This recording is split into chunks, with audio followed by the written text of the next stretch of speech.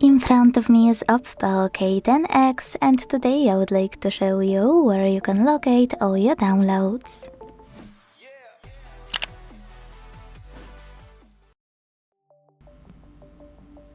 First of all, you need to find an app that's already on your device. This one called Files. Personally, it's my favorite one to manage my downloads because all you need to do is tap on it. If you never used it before, select Continue and then click on Downloads category. As you can see, all my downloaded files are over here. To access one, just click on it. To manage it, click on those three dots next to it and tap on any of those options.